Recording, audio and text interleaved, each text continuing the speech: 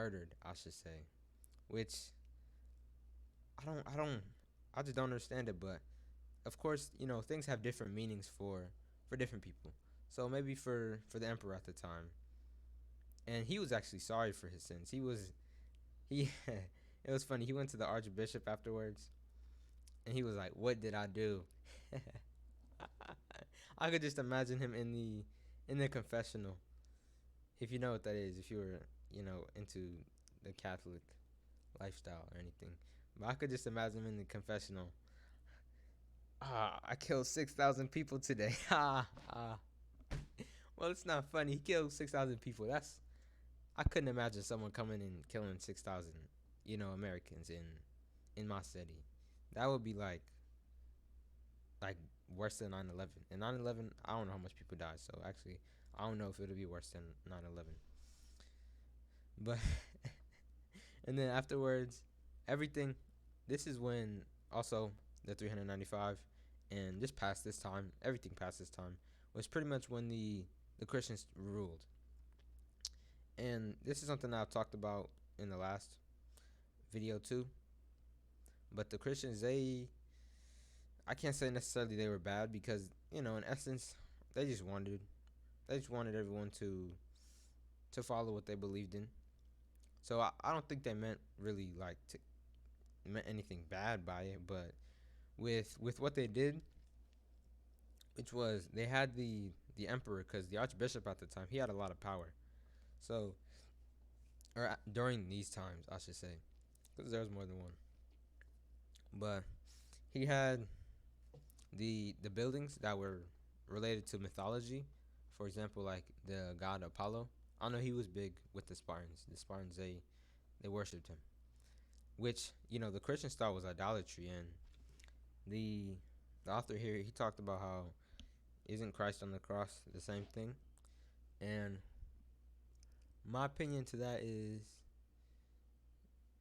yes, it's kind of the same thing, but at the same time, the Christians, I don't know the story of Apollo, so I can't say the same thing. But the Christians, they have a story behind the the piece that they're looking at.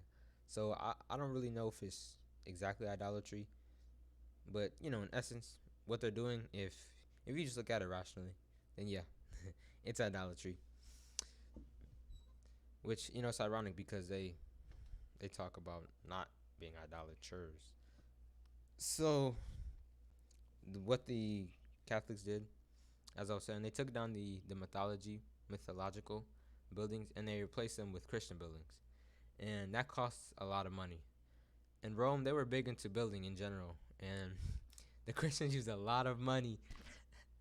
They took a lot of money to build all these new buildings, and along with that, they also wanted donations and things. So basically, everybody. Oh, and of course, with buildings being made and things, the taxes went up. And this is something that also was talked about because, like I said, it's just basically reoccurring themes throughout this thing. So the taxes went up again, and everything was just bad. It was just a pretty bad sight, honestly. I don't think I don't know. It might be bad in the world right now. I don't watch the news, so I'm not too sure on what it's like outside of my province, but it might be bad. Who knows? And then so later, again we could just go chronologically, but if you read the book, you know that the book doesn't necessarily go in chronological order. Like he would go from 400 to 1600 and then go back to 600 to 800. Like it's a little confusing, but what he did with those in the different chapters is he just talked about like a certain aspect. Well, I mean, the aspects were pretty much the same. It was Christians, war, and just a bad quality of life. That's pretty much all it was. So hey, I just summed up very briefly what the decline and fall of the Roman Empire, what it led to, or what were the causes. There's also some other causes. We'll get into those. But another thing was that 30,000 of their troops, they just left. They didn't want to be in there anymore, and just because they're the leader at the time, and I'm pretty sure his name was Alaricus. But honestly, you don't have to worry about the leader's name just because in a span of 20 years, there was 10 different leaders. Now, I thought about it, and that's like 10 different presidents basically throughout 20 years. And that's that's not a good thing. And I think that's something also that led to obviously led to the fall of Rome simply because like there's not one single set of rules to govern through that time. And like it's better now with democracy and Republicans because at least they have like a set of rules that they follow. But instead, these people go in there and they'll just do anything. Literally, they'll just do anything because this was a monarchy. I don't know if I mentioned that before, but one ruler and he basically just does everything. And not everything. Of course, he has like servants and people who makes better educated decisions than he does. But but he pretty much did everything on his own, or at least did the major decisions on his own. And apart from those 3,000, 30,000 people, I should say, there was just more bad stuff. And we could actually keep this video relatively short because I thought about it, and I could make these videos like an hour long simply because like there's so much information in these books, and it's kind of great to read this stuff because it gets your mind open to different things other than just other worldly things that I see throughout the day. Which since I read now, I pretty much don't see any other worldly things throughout the day. But but the next part that I wanted to talk about was we can go with the famines. So again, people were starving again. I'm not sure which time period it was. You could say throughout the whole time period everyone was starving. Pretty much it was, man. Yeah, they was killing their babies and things, eating their babies, I should say. Sorry. And that's also a reoccurring theme. That happened that time, and I don't know what time in the past before that. And man, it probably happened a lot of times in the past. And also, it happened more recently. And by more recently, I mean around the 1500s, when in the video I made called "The Delusion of Crowds," or on the book that I've made the topic on the topic of the book "Delusion of Crowds," he mentioned that, or the author there mentioned that people they're used to eating their babies when they get hungry. Which I don't think is funny. I could imagine my niece. Well, I don't want to imagine my niece getting ate. Actually, no, I wouldn't want to. Oh man, man. Why did I say that? All right, we can go on to the next topic. So the next thing is, what do I want to talk about? Well, see, there's I pretty much said it all. Honestly, with the book, we can go on to kind of the end part now, which is closer to 1185. So some things that happened then was there was an earthquake and another plague. Ironically, just like the plague now. And oh, we could talk about that actually, because I read a book on this, but I did not make a video on this simply because I just made videos on other books. But I think that the United States is doing good jobs with this virus that's out. Especially in the past. I mean, in the past, people were just ignorant and didn't know. But now, I think the United States government is doing a great job. I'm not sure if 1 million people died or if 100,000 people died, but that's certainly better than 10 million. That's certainly better than like half the population. So they did a relatively good job. And I know a lot of people were getting sick, but not that much people were dying if I remember. Like, for instance, at my old house, pretty much all of my neighbors, and not all my neighbors, but on one side of it, one whole family, I should say. And that family included like 10 people, including their dog. Everyone got sick and had the coronavirus. So, and none of them died, thankfully. So, I think, it's kind of deadly in a sense, but, it's not something that it's life or death. Well, it might be actually, but, it's not that bad. It's like, what can I think of? It's like if someone dies. Well, I don't think that's a good analogy. It's like, well, yeah, we could say that. It's like if someone dies. Like, yeah, you're sad and all, but it's not life or death for you. Wait, yeah, that's not a good analogy. Okay, we can go on to the next part. So there was a plague and there was an earthquake. The earthquake killed, if I remember correctly, like 200,000 people or 100,000 people. So pretty much, the coronavirus there, with how much people it killed, and with that, it was just, man, it was, they had all these things about, oh God, this, God, that, and that's pretty much what everything boiled down to in the past is just superstition and religious beliefs. And of course, the religion at the time, we could, well, I mean, I already mentioned that. You just know the religions, more theories were made up about it. It was kind of a little, I don't want to say crazy, but definitely a little heretical. It wasn't all good like how it is today. And I'm not sure if it's even good today. So I can't say that actually. But the the pretty much the last part that I wanted to talk about was the last few chapters that I just read. And and there was a funny thing that happened. I'm thinking of so much stuff now, but we're past that. We're past that. So there was a general at the time, and he was like the top general. And since there was no other emperor at the time, oh, sorry, I'll just we have to go back. I just passed the whole thing. So the part of Rome that fell and how it fell is the west part that fell, and it fell basically because there was no more emperors, and everyone stopped showing up to the meeting, and everyone left. Just it just wasn't. It pretty much just wasn't there anymore. It vanished pretty much. But obviously, people still live there. Like I thought about it, and people are still living there.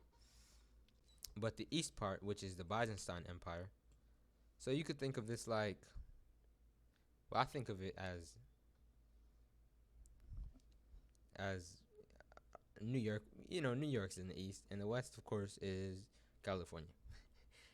Pretty cliche, I should say. I would say the two most popular cities in the United States, but pretty cliche. And but still, the east is alive. The west is dead at the time. So think no California, no Arizona, no New Mexico, no Nevada, no Oregon too. So that's done for. But the east is fine. And for the east to trade, because the east has to pass through the west to trade to the Africans, or with the Africans, I should say. And they can't do that anymore because the west is like, that's taken over by the Persians and some Goths. So it's like, they can't go through there. Their trade is down. So the the east at the same time, they're also suffering.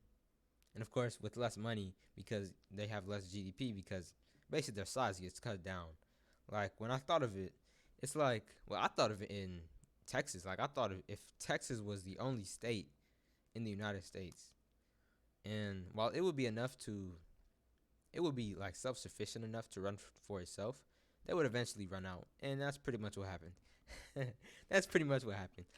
Yeah, they could stay running for a little bit, and at the time they actually did a good job with this. They stocked up heavily on food, and I mean heavily, and they stocked up heavily, and it wasn't even all bad at the time. They won some wars. They won some battles. They took back some land, but the thing is, the land got taken back. They lost the land, just a little bit afterwards. So pretty much what they wanted to do, it pretty much just it was negated. It doesn't exist anymore. Same thing, just like the Western city. It just the land is just not theirs anymore.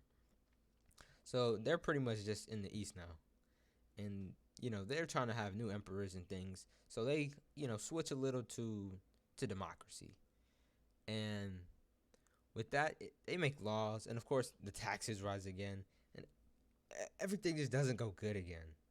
And this, of course, this is also, sorry, I kind of went out of chronological order because this right here is when the earthquake happened, and it kind of got worse from there. And then, So now with closer to the 1100s, there's the Pope actually that was brought in at the time. He was bringing hope to everyone, and this is why I talked about it in my video of war and peace and war. This is why religion is good, because it brings hope to people. Like now, everyone's thinking it might go back to normal, but we know it didn't go back to normal, and so that's why religion is somewhat good, but at the same time, just because of their you know heretical nature, the heretical nature of the people there, it wasn't good. But hey, they brought hope to the people. The people were happier than usual, in their dire circumstances. Literally, in their situation was it was pretty bad, honestly, because like I said, they were pretty much hungry the whole time there. Just bad, just badness. Just to put it brief and keep it succinct, it was just badness. So and then, no, oh, we could, I pretty much finished that up. Just know it wasn't the best thing. They lost some wars again. More emperors died. Sorry, emperors. Yes, that's the correct past tense. More emperors died. More plagues, as I've stated. Just more crazy things. And I don't think I could say crazy, because at the time it was probably normal. If you're in pretty much a slump for 1,000 years, like that probably gets normal. That's a lot of generations. That's a lot of generations. It was probably normal. They probably just had in their genes to be the way that they were. And by genes, I mean, like, actually no, I don't think people can evolve within that time frame. Maybe, who knows? Who knows? But yeah, just know it was crazy. And I'm still gonna be reading volume 3, which is the last volume, and I'm pretty sure it's gonna be finished by tomorrow. Unless I'm a little busy. I do have some extracurricular things that I have to do, but I'll still try to get my reading in. I got about, so far today is 1 o'clock, and I got about 3 hours in. So 3 hours of reading this book today. So I could definitely finish the next book. And number 3, the third question. Is it true? And as I've stated in my last video, since this is pretty much a series, it's true in part. And the author, as I've stated again, but he said it again in this one too, that he doesn't know everything. He just knows a good amount. He knows more than everybody else. And I can't say everybody else. It was probably somebody who studied this stuff, pretty much religiously, like the religious people at the time did. And I just okay. I remember the cool thing actually when I said religious people, and so this is kind of a question, kind of you as the viewer, I should say, and I would like your opinion on this. So at the time when the Christians were in charge, which is through this time period, the the Christians thought that philosophers were magicians and that they were just like demons in a sense. So, and I was thinking, like, how is magic used today? Because I always wondered, who are the magicians? Like, how is witchcraft used? And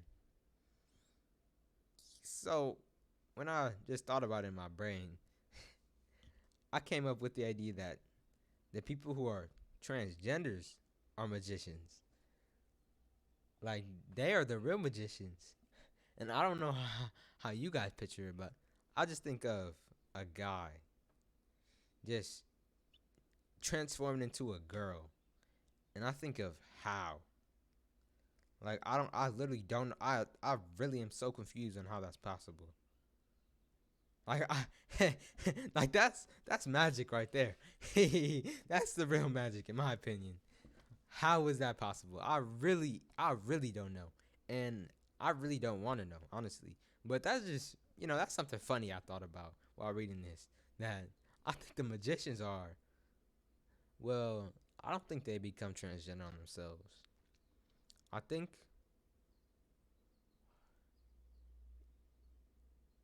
it must have something to do with their hormones. So I think that they might go to the doctors. I don't know. Surgery? I don't know.